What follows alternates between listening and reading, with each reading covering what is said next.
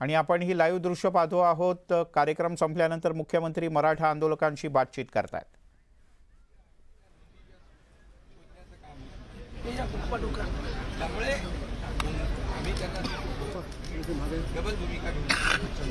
म्हणून साहेब आम्ही त्यांना आज तेच सांगितलं, तुम्ही आतमध्ये वेगळं बोलता आणि बाहेर वेगळं बोलतात।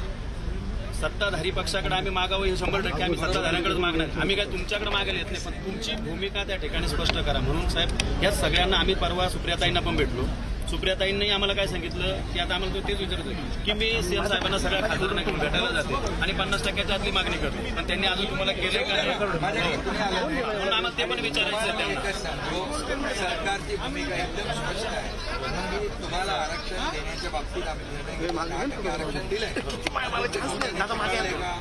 कोर्टाने रद्द केलंय का ते रद्द करावं म्हणून किती लोक मागे लागले, त्यांचं पण थोडासा बॅकग्राऊंड बघा साहेब। आम्हाला सामंत साहेबांनी प्रेसमध्ये आव्हान केलं की 50%च्या आत आरक्षण देण्याची भूमिका करत आमचं तेच म्हणणं आहे। पुन्हा एकदा या सगळ्या राजकीय पक्षांना आपण आव्हान करू, आपण राज्याचे मुख्यमंत्री आहात, आपण आरक्षण देऊ शकतो। ऑल पार्टी मीटिंग आम्ही परत बोलवा आणि त्याच्यात यांना यांची भूमिका मग आता हे जे आम्हाला सांगितलं ना नाना पटोलेंनी की 50%च्या आतली आरक्षण देण्याची भूमिका आम्ही मांडतो, मग आम्हाला त्यांना विचारू द्या ना तुम्ही का मांडली नाही। आम्हाला विनंती आहे आपल्याला निवेदन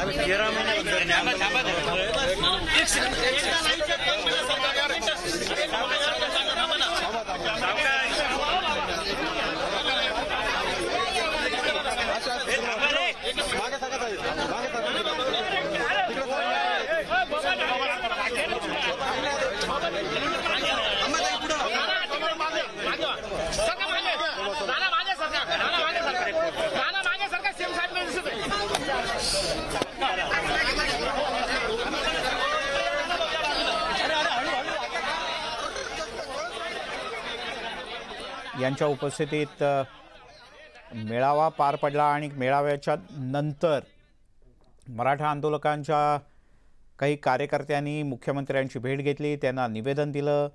मराठा समाजाला आरक्षण मिळावं असा आग्रह त्यांनी पुन्हा एकदा धरला आणि मुख्यमंत्र्यांनी राज्य सरकारची भूमिका स्पष्ट केली।